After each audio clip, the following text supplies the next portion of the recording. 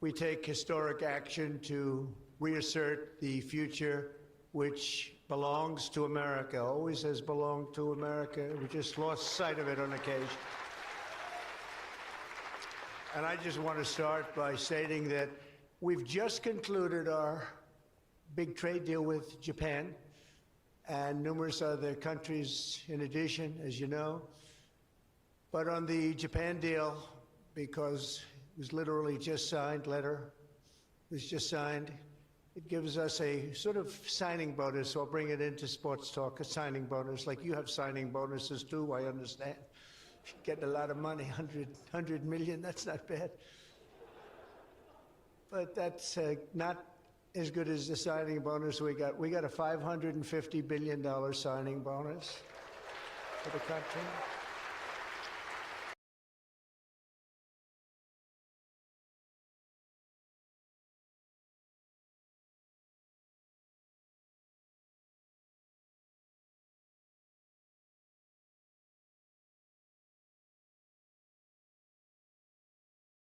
First time ever to open up its country to trade so that all of our American businesses and business geniuses, including many in this room, can go out and do business openly and freely in Japan, a very rich and prosperous and profitable and wonderful country, frankly. And we will pay a zero tariff as we do business in Japan. So we're paying zero, they're paying 15, we're getting $550 billion, and to be exact, it's 90% of that, but we control the whole lot of it. And it's really been great. And they're very happy, and their stock market went up, and our stock market went up, and that's supposed to be the way it is. Ours went way up, and theirs went up. And we've made numerous other deals like that. But the opening up of a country is very important to us. We have numerous countries that have opened their doors, just made some incredible transactions, but we're going to have a very, very simple tariff for some of the countries. We have so many countries, you can't negotiate deals with everyone, so we'll have a straight, simple tariff of anywhere between 15 and 50%.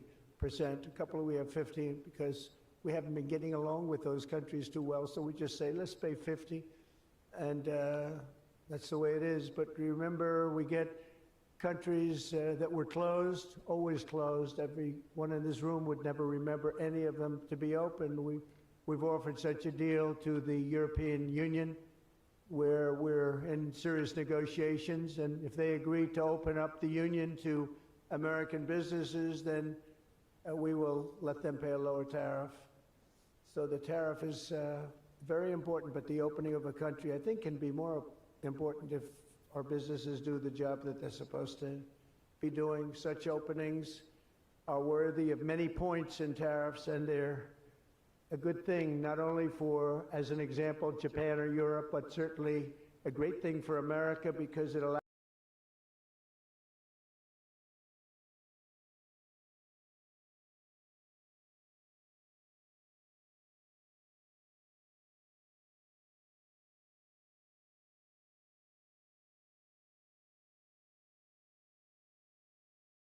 like I know the winners. I tell you, I don't see any of the losers here.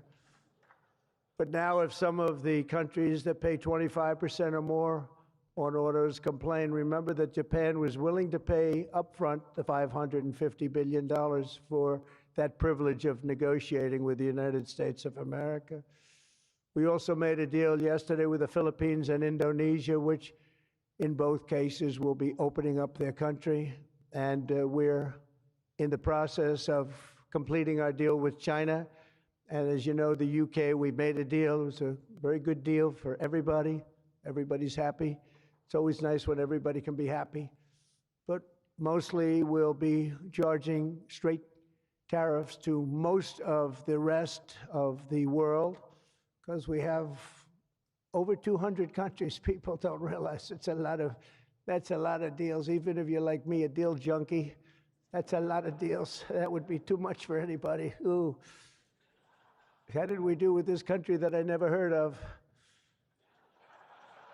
We got a lot of deals cooking, but America is taken in hundreds of billions of dollars like it never has before. Investments into our country at the highest point ever in history, and we've just really been opened up for business for 3 of the 6 months. The first couple of months, we got ourselves all set, done a great job with our military, as you know. You saw that 2 weeks ago when you saw the way those incredible B-2s flew into Iran and took out an entire nuclear potential deadly force.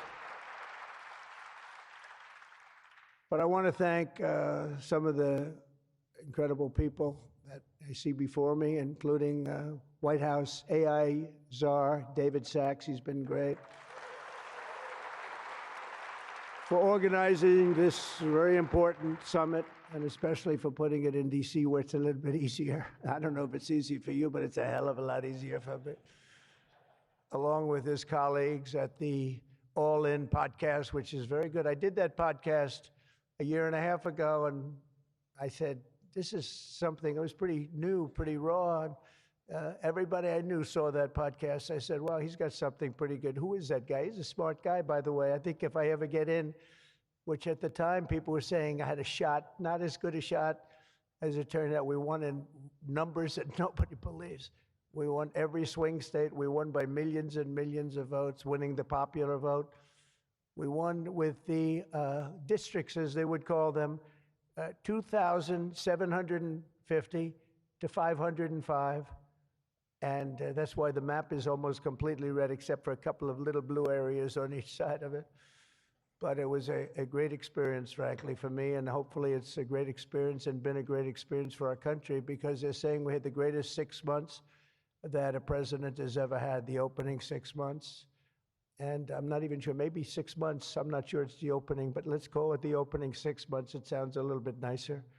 I want to also say hello and thank to Chamath and his wonderful wife, Nat. Thank you very much for being here. Thank you very much. It was great seeing you again.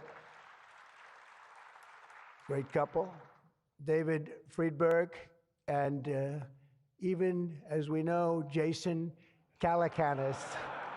I say even. Thank you, Jason. Thank you, Jason. I appreciate that.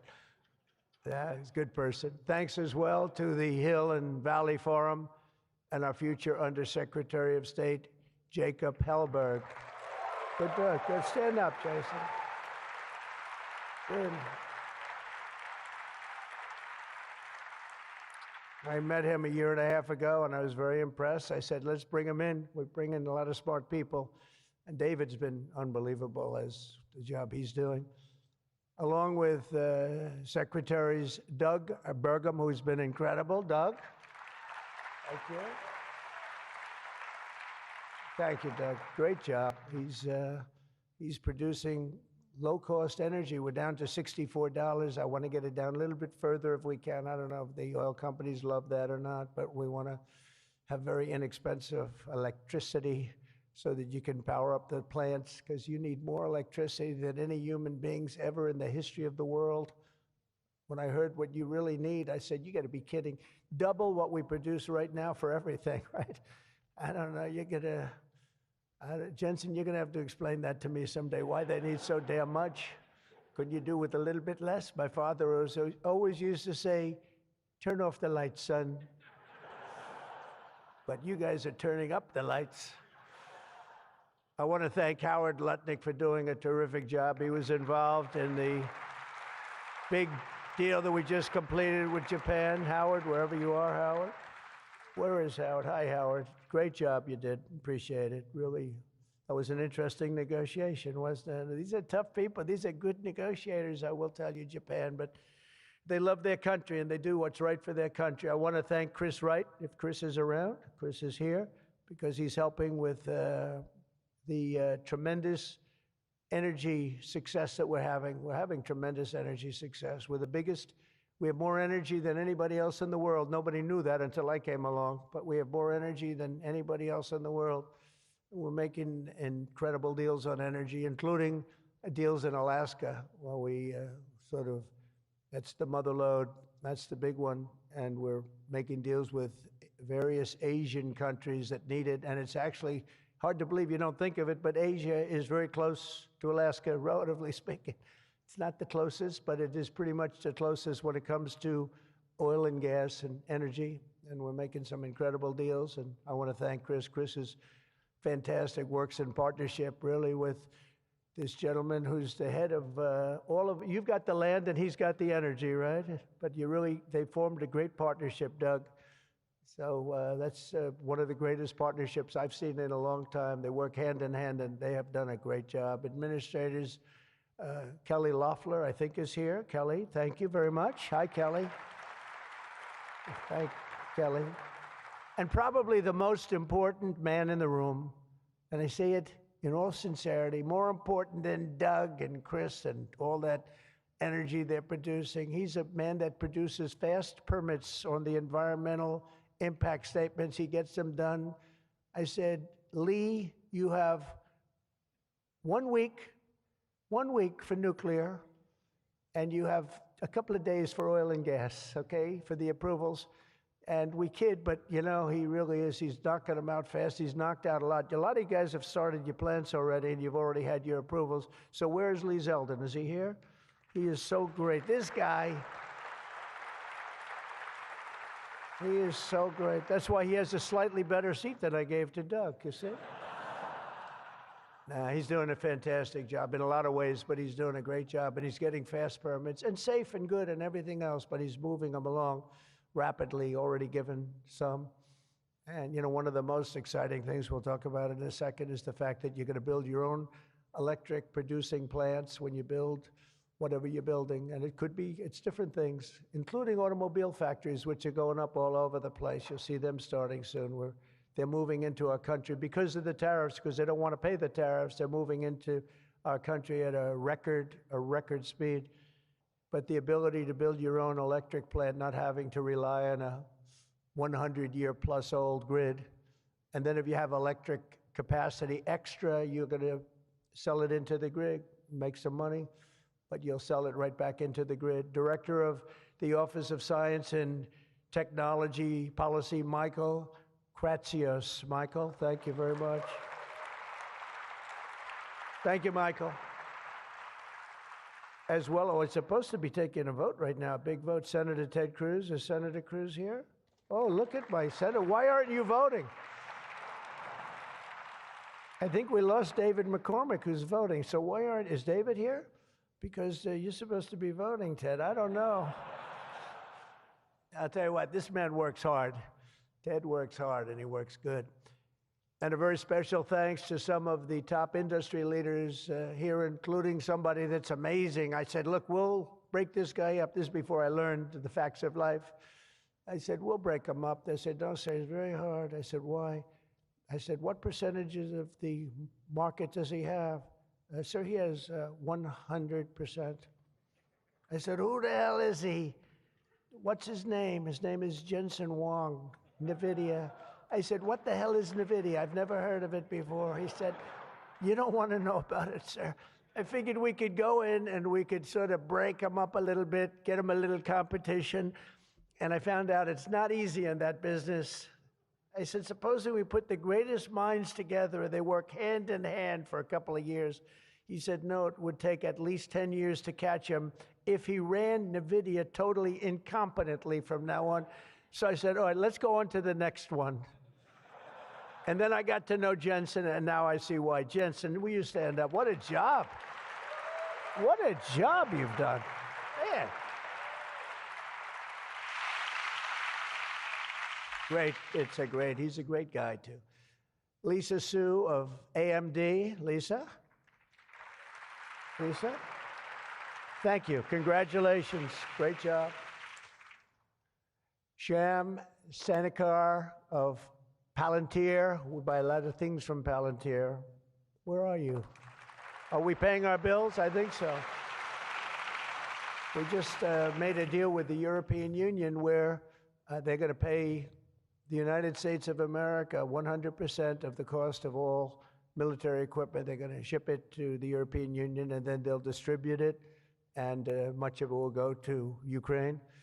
It's been a long time since you've heard those words, because we're in for $350 billion. But now we send it to Europe, and Europe pays, and they were great. We had a tremendous NATO meeting a few weeks ago, and it was pretty amazing, actually, what happened. They agreed to go from 2% to 5%, and they had 2% where they didn't pay. They have 5% where they've already paid.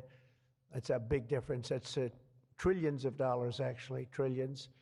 But they're going to spend that money in the United States with our defense companies, and we're going to send it to them, and they'll distribute the equipment that we send. So that's the way it should have been 3 years ago, frankly. And Jeff Sprecher, the other half of that incredible family, is he here? Is he here? He's a fantastic guy, international, intercontinental exchange, and he's been a friend of mine for a long time, the husband of Kelly, who's really doing a good job. You are really doing a good job. And small business, which is actually big business if you add it all up, right? It's probably the biggest bank there is, but they call it small business, and she's done a fantastic job. Thanks, Kel. Say hello to Jeff. As we gather this afternoon, we're still in the earliest days of one of the most important technological revolutions in the history of the world. Around the globe, everyone is talking about artificial intelligence. I find that too. Artificial, I can't stand it. I don't even like the name. You know, I don't like anything that's artificial. So could we straighten that out, please? We should change the name. I actually mean that. I don't like the name artificial anything, because it's not artificial. It's genius. It's pure genius. And its potential to transform every type of human endeavor and domain of human knowledge, from medicine to manufacturing to warfare and national defense. Whether we like it or not, we're suddenly engaged in a fast-paced competition to build and define this groundbreaking technology that will determine so much about the future of civilization itself, because of the genius and creativity of Silicon Valley. And it is incredible genius. Without question, the most brilliant place anywhere on earth. America is the country that started the AI race. And as President of the United States, I'm here today to declare that America is going to win it. We're going to work hard. We're going to win it.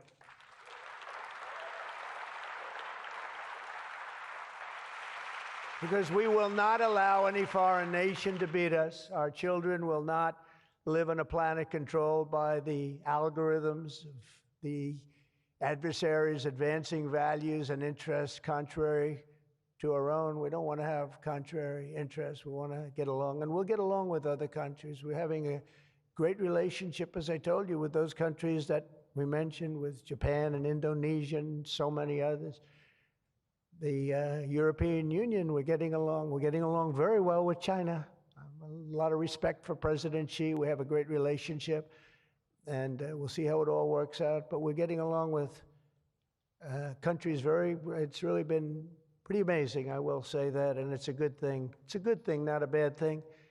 So from this day forward, it'll be a policy of the United States to do whatever it takes to lead the world in artificial intelligence, such an important thing happening. This is really something that nobody expected. It just popped out of the air, and here we are.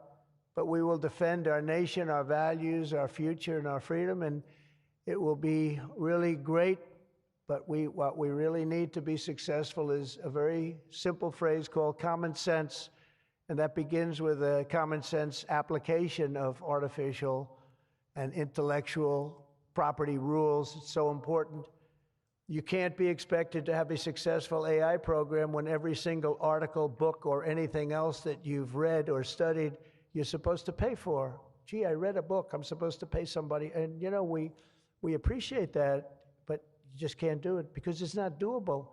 And if you're going to try and do that, you're not going to have a successful program. I think most of the people in the room know what I mean. When a person reads a book or an article, you've gained great knowledge. That does not mean that you're violating copyright laws or have to make deals with every content provider. And that's a big thing that you're working on right now, I know, but you just can't do it. China's not doing it, and if you're going to be beating China, and right now we're leading China very substantially in AI, very, very substantially, and Nobody's seen the amount of work that's going to be bursting upon the scene, but you have to be able to play by the same set of rules. So when you have something, when you read something, and when it goes into this vast intelligence machine, we'll call it, you cannot expect to every single time say, oh, let's pay this one that much, let's pay this one. It just doesn't work that way. Of course, you can't copy or plagiarize an article, but if you read an article and learn from it, we have to allow AI to use that pool of knowledge without going through the complexity of contract negotiations, of which there would be thousands for every time we use AI. We also have to have a single federal standard, not 50 different states regulating this industry of the future. And some people would say, gee, that's an unpopular thing to say. I was told before I got up here, this is an unpopular thing because some people, they don't want that. But I want you to be successful. And you can't have one state holding you up. You can't have 3 or 4 states holding you up. You can't have a state with standards that are so high that it's going to hold you up. You have to have a federal rule and regulation. Hopefully you'll have the right guy in this position that's going to supplant the states. If you are operating under 50 different sets of state laws, the most restrictive state of all will be the one that rules. So you could have a state run by a crazy governor, a governor that hates you, a governor that's not smart, or maybe a governor that's very smart, but decides that he doesn't like the industry and he can put you out of business because you're going to have to go to that lowest common denominator. We need one common sense federal standard that supersedes all states, supersedes everybody, so you don't end up in litigation with 43 states at one time. You got to go litigation free. It's the only way. And we also have to watch Europe, Asia, and all foreign countries so that they don't make rules and regulations that likewise make it impossible for you to do business, and where you'd have to make everything in AI cater to them, because again, you'd have to cater to the toughest country or to the toughest state. You can't do that because it would ruin it. I just terminated all of the, as an example, California car emissions rules, which were a disaster. It cost them just billions of dollars as an industry, but thousands of dollars per car. The emission rule standard, because they were making the production of an automobile almost impossible and at a tremendously higher cost, much more expensive than it should cost, for very little gain, for actually, in my opinion, negative gain. The automobile was worse. Under this administration, our innovation will be unmatched and our capabilities will be unrivaled. And with the help of many of the people in this room, America's ultimate triumph will be absolutely unstoppable. We will be unstoppable as a nation. Again, we're way ahead and we want to stay that way. We can't let individual smaller units stop it, because that's the only thing that can stop it and can really mess it up. As with any such breakthrough, this technology brings the potential for bad as well as for good, for peril as well as for progress. But the daunting power of AI is it's not going to be a reason for retreat from this new frontier. On the contrary, it is the more reason we must ensure it is pioneered first and best. We have to have the best, the first pioneer. We are the best and the first pioneers, and we're going to be really putting a nation that we love, America, we're going to be putting it first. I have an expression, America first, make America great again. A lot of great expressions, but they're all so true. We're going to make America great again. We're going to make this industry absolutely the top, because right now it's a beautiful baby that's born. We have to grow that baby and let that baby thrive. We can't stop it. We can't stop it with politics. We can't stop it with foolish rules and even stupid rules. At the same time, we want to have rules, but they have to be smart. They have to be brilliant. They have to be more brilliant than even the technology itself. Surely there will be challenges on the path ahead, but together we will meet them and transcend them all. We are Americans, and we are Americans first. I have a couple of people I know that don't happen to be from here, but I wish you a lot of luck anyway. I'm looking at three people that are not Americans, but they're very good people. Please treat them nicely. But we do not shrink from the future or cower in the face of uncertainty. We dominate the future, we conquer new frontiers, and we control our own fate, and we determine, by doing that, our own destiny. Winning this competition will be a test of our capacities unlike anything since the dawn of the space age. Believe that. It's hard to believe as the president, the amount of enthusiasm for this one industry. I mean, I can talk about cars where we're doing incredibly well. We have car companies moving in all the time, but I talk about other industries. Everybody's saying this is going to dominate the world, going to dominate every industry that ever conceived. I don't know if that's true. I don't know if it's true, but I can tell you that a lot of very brilliant people think it is true. It'll dominate everything. It will challenge us to marshal all of our strength and flex the muscles of American ingenuity and resolve like probably never before. It will require us to blast through obsolete systems, cut through thickets of regulation. We've got to get rid of some of the regulation, but we want good regulation and rebuild the industrial bedrock of our country.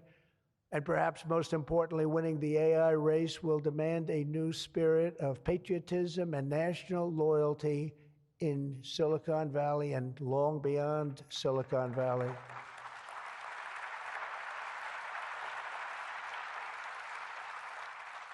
For too long, much of our tech industry pursued a radical globalism that left millions of Americans feeling distrustful and betrayed. And you know that. Everybody knows that. Everybody in this room certainly does. Many of our largest tech companies have reaped the blessings of American freedom while building their factories in China, hiring workers in India, and slashing profits in Ireland. You know that? All the while dismissing and even censoring their fellow citizens right here at home. Under President Trump, those days are over. We need U.S. technology companies to be all in for America. We want you to put America first. You have to do that. That's all we ask. That's all we ask. To partner with our tech geniuses in achieving this vision, today we're releasing the White House AI Action Plan. Big stuff. We're signing it right after this. In fact, I see it sitting right there. Maybe I should just sign it right now. Who the hell has to make the rest of this speech, right? But here are the pillars of the strategy. First, my administration will use every tool at our disposal to ensure that the United States can build and maintain the largest, most powerful, and most advanced AI infrastructure anywhere on the planet. America needs new data centers, new semiconductor and chip manufacturing facilities, new power plants and transmission lines. And under my leadership, we're going to get that job done, and it's going to be done with certainty and with environmental protection and all of the things that we have to do to get it done properly. Virtually all of these large capital investments can be and should be made by the private sector. And they want to do that. They just want to be able to do it. But for that reason, America must once again be a country where innovators are rewarded with a green light, not strangled with red tape so they can't move, so they can't breathe, and that's not going to happen. You're going to see things that you've never seen in this country before. So often, and I've been watching for many years, I've watched regulation. I've been a victim of regulation. A zone change that takes 6 years for a building in Manhattan or whatever, but I was good at zone changes, but it took a long time. By the time you got the zoning, the market changed. You didn't want to build the building. You say, well, but in some cases that made you lucky, didn't it? Huh? In some cases, not too many people understand that in this room, but in some cases, waiting for that approval as the market collapsed was a good thing, not a bad thing. But it's time to reclaim our heritage as a nation of builders, and that's why, upon taking office, I signed a historic executive order directing that every one, and this is so important, for every new regulation, 10 old regulations must be immediately eliminated. So we have old regulations that clog up the books that don't even mean anything anymore. You know, in my first term, I had more regulation cuts than any president in history times 4, and that included 2-term presidents where you're talking about 8 years. We had more than any other president, and I think we may even top it this year. We may very well be able to top it during this period of time, because you're really, you are a regulation-prone group, and we're looking to get those regulations out of your way so you can use your genius. Earlier this month, we also enacted the largest tax cuts in American history when I signed the One Big Beautiful Bill into law. And I think the most important thing in the whole tax cut, in terms of pure economics, and I think one of the reasons that my first, we had the most successful economy in history during my first term, and I think this is going to blow it away. So far it is, and I think this is going to blow it away. But the reason we had was I had expensing at 100%. And what we did is we included 100% in this bill, expensing for all capital expenditures, including investments in factories and equipment and structure. Structure wasn't included last time, so even structure, and you're able to write it all off immediately. That's the biggest thing. Not 38 years, not 42 years. You're able to write it all off immediately. And this time, we've made it for 10 years, not for 1 year. We've made it for 10 years, so you have a much longer period, but I'd say get out and take advantage of it. I think that's one of the reasons that we had such an incredible success with the first tax cuts. And one of the things that this bill does is it extends the first tax cuts and makes them permanent. And in addition to that, we were granted other taxes, like no tax on tips, no tax on Social Security, no tax on overtime. A lot of great things. One of the things that I mentioned, not so pertinent here, but if you're in the automobile business, it's pertinent. I said, why is it that people like us always are looking for expenses and deductions, and people that buy automobiles that really have to go out and borrow money to buy a car, why aren't they allowed to deduct the interest on their loan to buy a car from their income tax? And we got it approved. We got it approved. And that is such a big thing. And I think that's going to be such a big thing for the automobile industry. We're going to be making more cars. Within a few years, we're going to be making more cars than we made in the very beginning, in the super prime. We lost almost 50% of our automobile business to Mexico, Canada, and various other places, as you know, in Europe and in Asia. And now we're getting it back. We're getting it back in record numbers, and I think we're going to be topping any amount. In a few years, we'll be making more automobiles than we've ever made in the history of our country, including what I call prime time.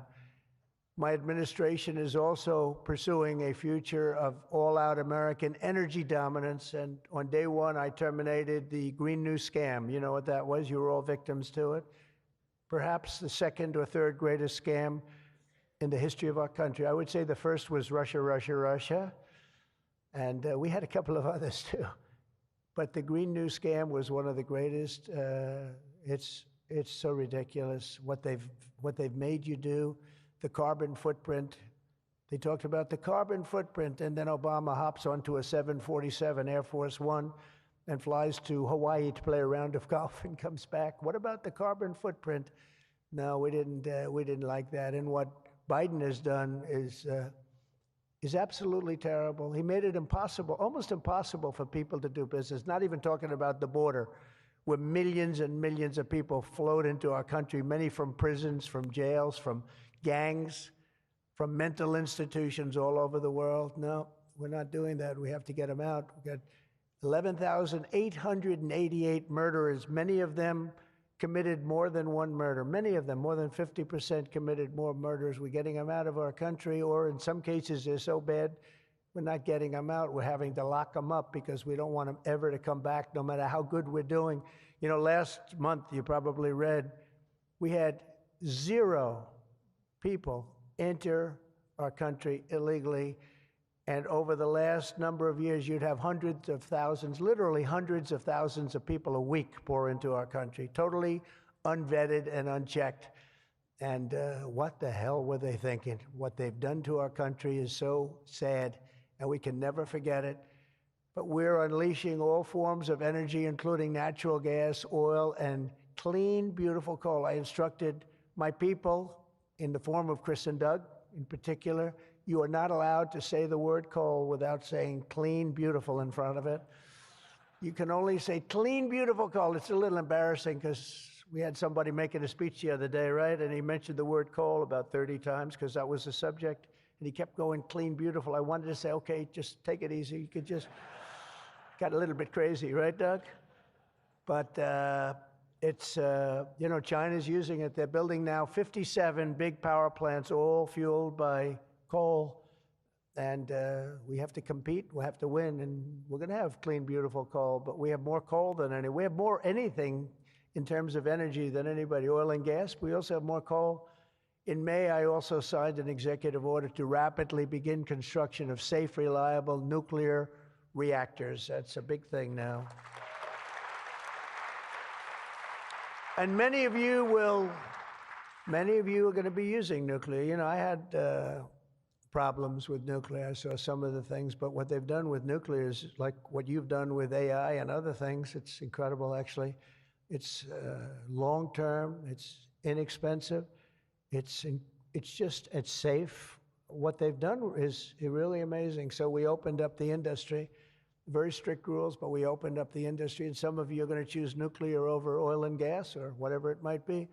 Under the last year of Biden, China added 11 times as much power generation capacity as did the United States. Can you imagine that 11 times? Under the Trump administration, we will be saying those very famous campaign words, drill, baby, drill, and build, baby, build. And we will be adding at least as much electric capacity as China.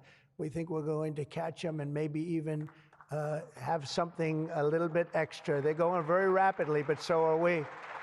And we'll be doing at least as much, and every company will be given the right to build their own power plant. So when you build, you can build your power plant with it, and you are essentially going to become your own utility. It's a utility to yourselves. And as I said, any excess energy you're going to sell back to the grid and make plenty of money doing it. As a result of these pro-American policies since my election, we're seeing trillions and trillions of dollars in new investments. So at this moment, we have almost $17 trillion coming into this country. There's never been a period of time like that. And that's in a period of a few months. In a few months, Meta, Amazon, Google, Microsoft are all investing $320 billion or more in data centers and AI infrastructure this year. Those companies are really, they're really going at it, and it's very smart people, very good people. I got to know a lot of them. You know, I didn't like them so much the first term when I was running. I wouldn't say I was thrilled with them, but I've gotten to know them and like them. And I think they got to like me, but I think they got to like my policies maybe much more than me. NVIDIA has committed $500 billion over the next 4 years. Thank you, Jensen. I'm sure that'll be a good investment. If you're doing it, it's good. Thank you very much. It's a great statement.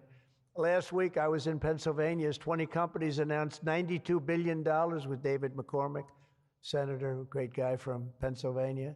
$92 billion in energy and data center projects, including what will soon be the largest natural gas power plant anywhere in North America. They're going to town. It's already under construction, the largest in North America by far.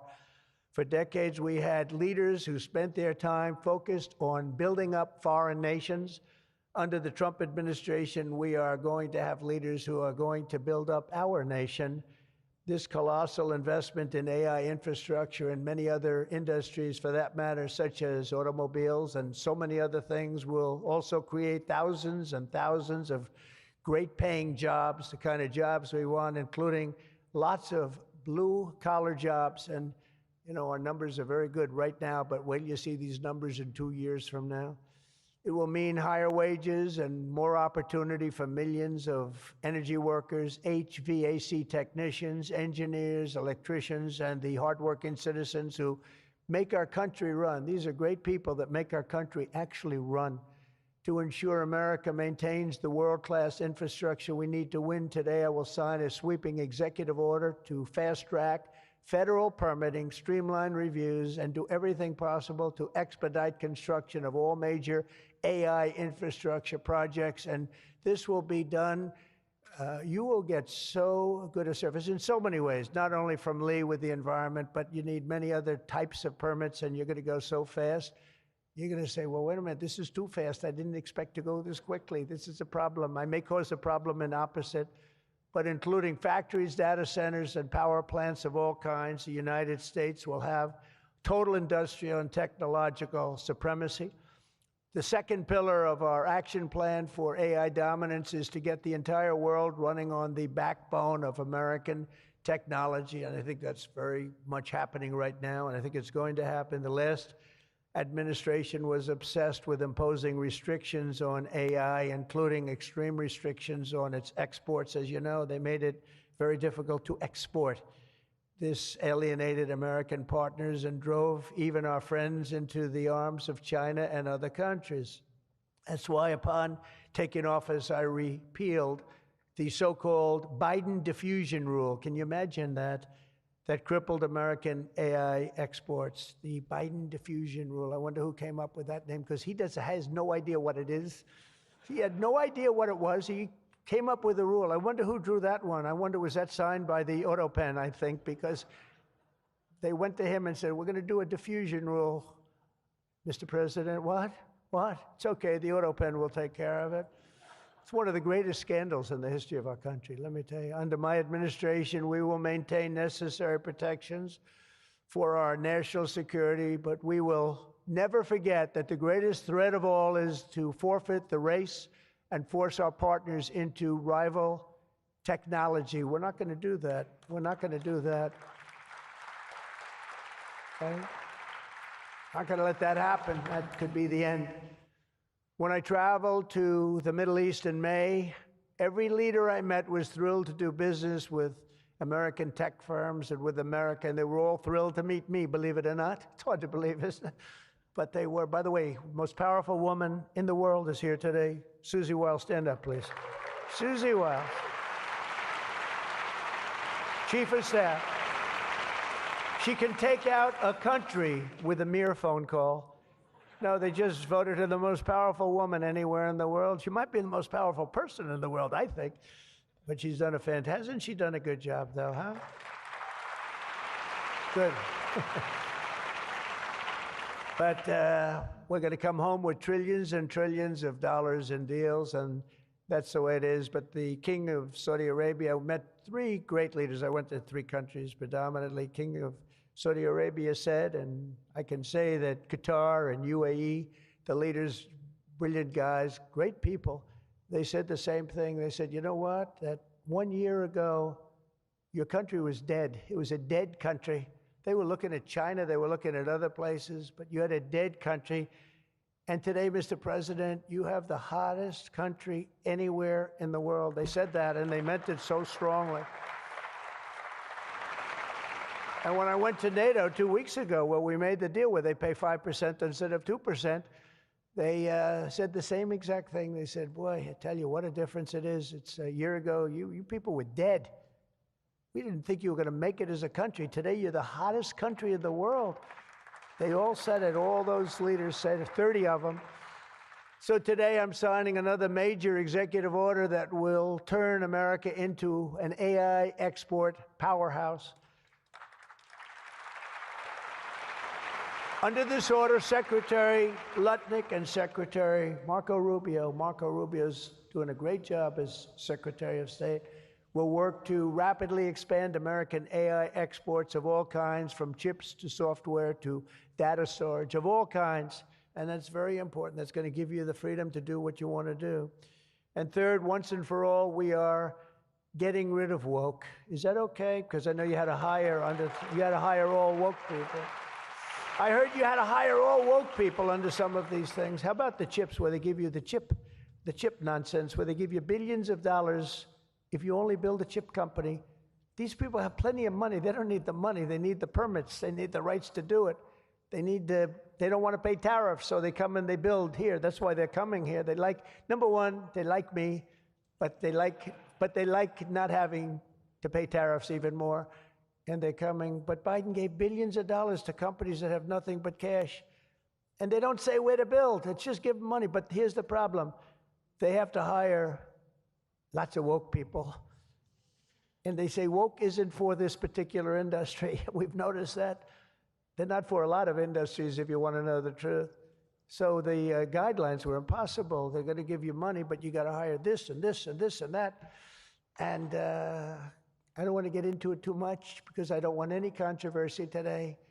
But you have to hire a lot of people that were not into this particular world that you're in. And so therefore, all the money they gave didn't mean a damn thing. One of Biden's worst executive orders established toxic diversity, equity, and inclusion ideology as a guiding principle of American AI development. So you immediately knew that was the end of your development. But the American people do not want woke Marxist lunacy in the AI models, and neither do other countries. They don't want it. They don't want anything to do with it. That's why on day one, I very proudly terminated Joe Biden's order on woke AI effective immediately. You don't have any of those crazy rules. Crazy rule. And in just a moment, I will be signing an order banning the federal government from procuring AI technology that has been infused with partisan bias or ideological agendas such as critical race theory, which is ridiculous. And from now on, the U.S. government will deal only with AI that pursues truth, fairness, and strict impartiality. We're not going to go through the craziness that we've gone through for the last 4 years. And then we skip 4, and then you go back, and it started then. But it hung around a little while. Now it's not hanging around at all. Now it's actually very uncool, as somebody told me the other day. It's so uncool to be woke. I encourage all American companies to join us in rejecting poisonous Marxism in our technology. It'll be very interesting to see what's happening in New York, because they're actually thinking about electing a communist in New York. They like to call him a socialist. He's not a socialist. He's a communist. But don't worry, you're going to be okay. He still has to get his money from the White House, and that's not going to happen until he shapes up. But as an example, we are not going to allow men to play in women's sports. That's an example. That's one. And they say that's an 80-20 number. They say 80% would be against it. No, it's not 80-20. It's about 97-3. And I don't know who the 3 are. I've never seen anybody. I've never had a person. I've seen everybody. I'm a very open person. They come up to me and they talk to me. I've never had anybody come up, "Sir, you have to let men play in women's sports." I've never had it. I deal with hundreds of thousands of people. Every time I talk to somebody, they talk about AI, they talk about everything, but they've never said, "You gotta allow, this is ridiculous. Men should be allowed to play in women's sports." It's sort of crazy, isn't it, huh? You have to see, did you see the race? It was a race, a long distance marathon, one of those all-day deals, and we had one of the great female runners, and we had one of the great male runners, and at the end of the day, he won the race by 5 hours and 14 seconds. They waited around for the really good athlete female. It's very demeaning to women, I want to tell you that, but they waited. Her parents were waiting for hours. Somebody said, "Why don't you go back to the hotel and sleep for a few hours and come back and meet your daughter?" This is what they do. You got to see the weightlifting records, though. They're the best of all. A woman lifted 212 pounds. It was a world record. It held for 18 years. And now a man who transitioned came up and looked at the bar. "How much is it?" 212 pounds. "Oh, let me try it." Bing, bong. I think he broke the record by 109 pounds. It's going to be a long time. It's going to be a long time before a woman catches that. And these are great athletes and great people, and it's demeaning. And who the hell wants this? We're off of that whole standard, because I just tell you those as examples. We're off of it. The reason the last administration was so eager to regulate and restrict AI was so they could limit this technology to just a few large companies, allowing them to centralize it, censor it, control it, weaponize it. And they would weaponize it. A very dishonest group of people. You probably saw that because we caught them in the act. We really caught them. We had it before, but now we really have them. We have it where it counts. But this is the exact opposite of my approach. The unique strength of the American tech industry has always come from its startups and small tech. It comes through small. Jensen was small. Were you ever small? I think so. When you started in your bedroom, I think you were small, right? He started as very small, and now he's really become very amazing. If you regulate them too much, you kill the source of American genius, and technological power. I believe that Joe Biden had a plan to lose the AI race. I think he wanted to lose it because his plan would never have worked. It would have never been successful. You would have spent a lot of money and you wouldn't have been able to win. They didn't allow you to win, but we have a plan which only admires and respects the winners. Every citizen should take incredible pride in the inspiring feats of American innovators who are pushing the bounds of human knowledge and achievement. The people of OpenAI, Google, Meta, and countless startups are proving once again that America is impossible. You are just impossible to beat. You're not going to be beaten. We're not going to let that happen. When you do your best, when you work your hardest, and when you're allowed to be free of horrible, foolish regulation. And you're going to have regulation, but it's going to be sensible, smart regulation. There's nobody who's going to beat you. As we push even further into this exciting frontier, let us never forget that all of this prosperity and progress has come from the culture of freedom and hard work, merit, ambition, and risk-taking passed down from one generation of Americans to the next. Silicon Valley rose to wealth, fame, and glory by exemplifying these values, and it will win this race not by rejecting them, but by embracing them like they have never been embraced before. We must put America first. This is a nation that invented the light bulb, the telegraph, the television, the telephone, the computer chip, the smartphone, the GPS, the integrated circuit, and even the internet. Basically, we invented everything. What is left? We invented everything. And now it's AI. We invented everything. Does anyone have anything else to say? And now we're going to take it to a new level. But Americans were the first to fly a plane, first to harness the atom, and first to plant our flag on the moon. We mastered the industrial age, we created the digital age, and now we are leading the world into the golden age, indeed, the golden age of America. With your help, that golden age will be built by American workers. It will be powered by American energy. It will be run on American technology, improved by American artificial intelligence, and it will make America richer, stronger, greater, freer, and more powerful than ever before. And I will now do my share by going and signing a name without an auto pen. I will sign it. If we had one, I wouldn't use it anyway, but we will sign it auto pen free, and we will say, Donald J. Trump, God bless America, and God bless you, and good luck, because the race has just begun, and you're going to win it. Thank you very much, everybody.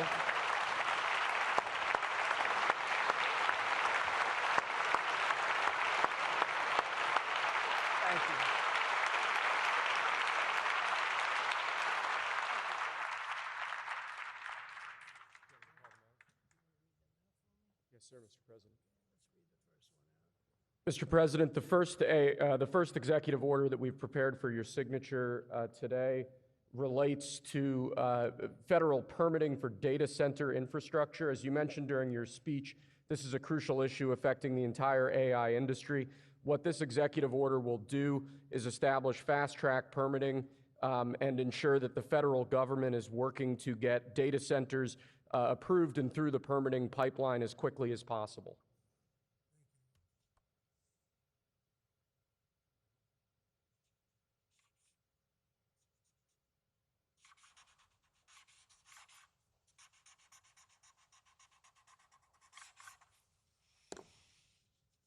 Okay.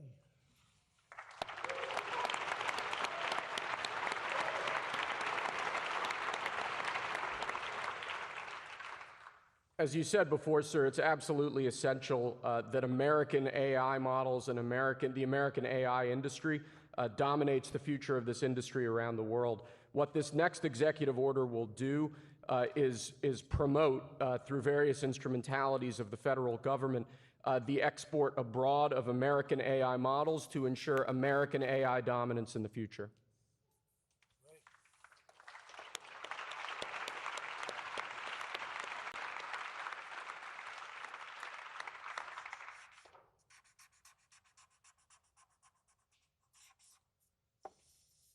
Okay.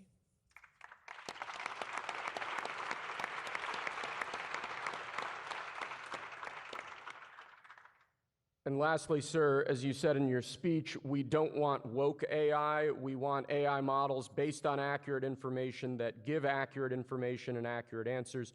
This executive order will ensure that when the federal government procures or promotes different AI models, that those AI models are ideologically neutral, that they don't embrace wokeism and critical race theory and all of these terrible theories that have done so much damage to our country.